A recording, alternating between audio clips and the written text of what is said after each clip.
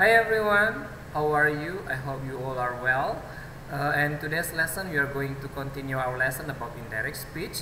Hai semuanya, apa kabar? Berharap semuanya akan baik-baik saja. Di video kali ini kita akan kembali membahas materi pelajaran kita tentang indirect speech. Last time we learned about indirect speech in statement. Jadi kalau di minggu terakhir atau pelajaran terakhir kita belajar sebuah kalimat laporan dalam sebuah statement atau sebuah kalimat pernyataan. Ya, namun kali ini seperti soal MIT yang sudah saya bagikan kemarin, ada di situ beberapa soal tentang indirect speech yang berbentuk comments, request, dan juga and also exclamation. Jadi di situ ada perbedaan antara kalimat statement ya atau pernyataan dengan kalimat perintah atau permintaan atau juga berupa kalimat seruan. Jadi comment itu perintah, request itu adalah permintaan, sedangkan exclamation adalah kalimat seruan.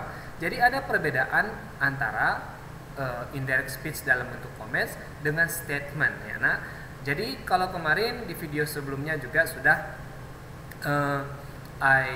explained ya, saya sudah jelaskan baik itu formula atau rumus yang kita gunakan dalam indirect speech.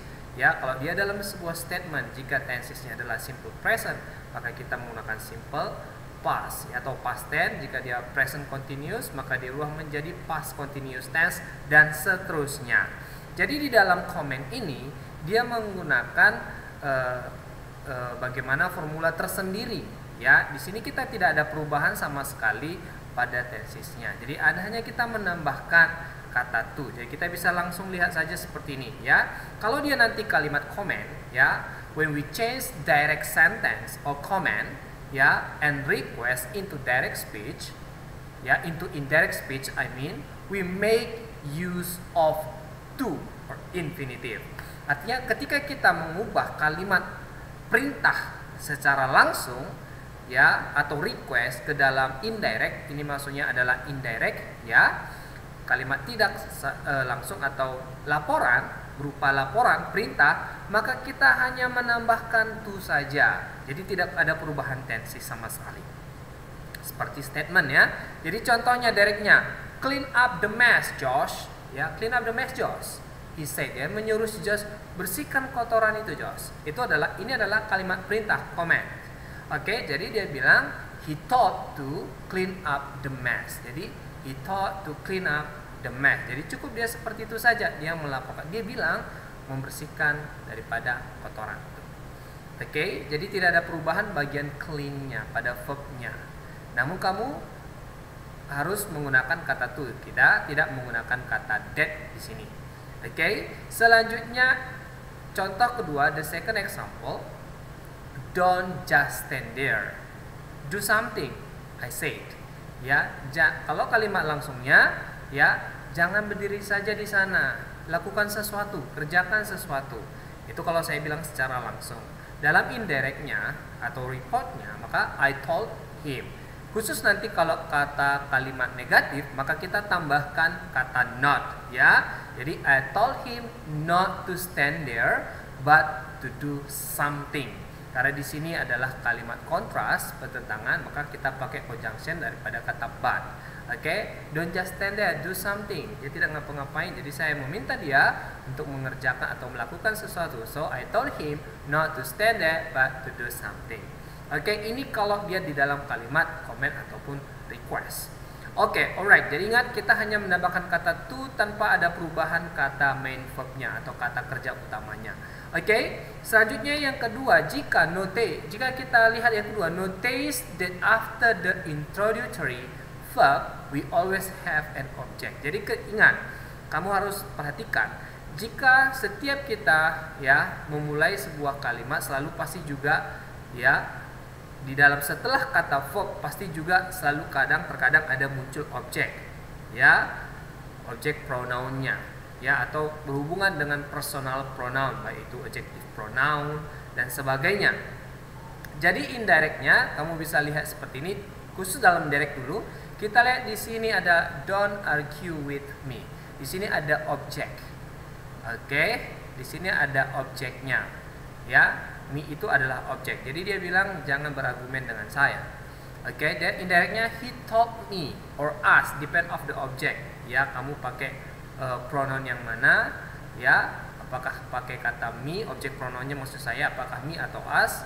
Ya, tidak masalah. He told me, he told us not to argue with him. Tetap sama karena ini adalah kalimat negatif. Oke, the second is please wait for me. Ya, Uncle John. Oke, di sini juga tetap kita lihat objeknya. Please wait for me. She said. She asked Uncle John to wait for her. Jadi ada perubahan di sini pada objek pronounnya. Maka kamu harus hati-hati membedakan daripada objek. Oke, apakah dia di situ adalah adjektif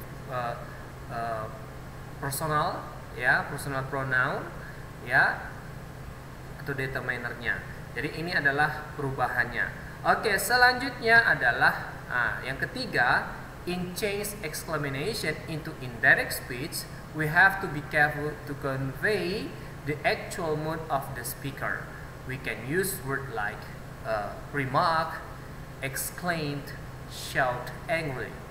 Jadi ketika kita mengubah khusus dalam kalimat seruan, ini exclamation itu adalah berupa kalimat seruan ya ke dalam sebuah kalimat indirect speech atau laporan, kita harus berhati-hati untuk melihat mood daripada si pembicara. Jadi kita biasanya menggunakan kata remark atau exclaim, shout angrily. Ya, ini kita biasa gunakan. Contohnya, ini adalah berupa kalimat seruan seperti kata ya ya kira itu adalah berupa contoh kalimat seruan. Jadi what a beautiful view. Biasanya kalimat seruan or exclamation ya biasa menggunakan kata seru di belakangnya. Oke, yang membedakan dia adalah dengan kalimat comment tadi. Pada bagian exclamation dia berupa kalimat ada kata seru di belakangnya. Oke, jadi kita bisa lihat she exclaimed that. Berbeda lagi, khusus nanti kalimat seruan kita kembali ke formula yang lama atau rumus yang lama, yaitu menggunakan kata that. Kita menggunakan kata penghubung that, it ya. Jadi kita she exclaimed that it was beautiful view. Jadi dalam interjectionnya kata ini tadi kita tidak usah gunakan. Kita masuk langsung saja ke main verbnya ini. Jadi what a beautiful view. Karena ini adalah kalimat present, maka kita ubah ke past. Oke, jadi she exclaimed that it was a beautiful view. Oke, the second ya, how exciting, please go on, I said. How exciting, please go on, I said. Jadi kalau my indirectnya, I remark that it was exciting, I told him to go. Oke, jadi ini adalah yang membedakan antara statement, comment atau baik dalam request dan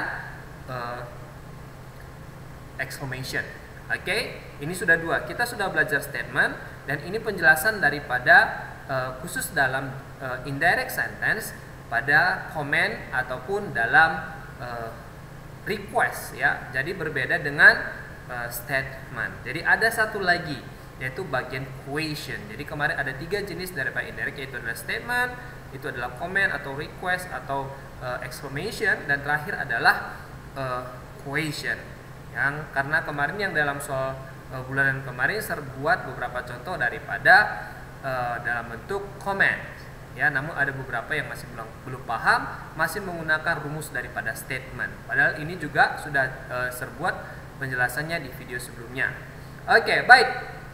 Tugas kamu supaya lebih paham lagi bagian indirect speech ini, jadi kamu ubahlah ya, kamu harus tentukan, kamu harus pahami dulu ya pada kalimat ini apakah ini kalimat comment atau exclamation atau kalimat seruan. Yang menentukan tadi sudah terbilang bahwa biasanya kalimat seruan itu menggunakan kata interjection di belakangnya, ada kata seruan, kata seru ya, tanda seru di belakangnya maksud saya. Oke, jadi kamu ubah ini ke dalam indirect speech dengan mengikuti contoh yang sudah terbuat. Oke, itu saja contoh kamu. Jika ada yang kurang paham, kamu bisa tanyakan langsung kepada saya. Oke guys, I think that's enough for today. See you and God bless you.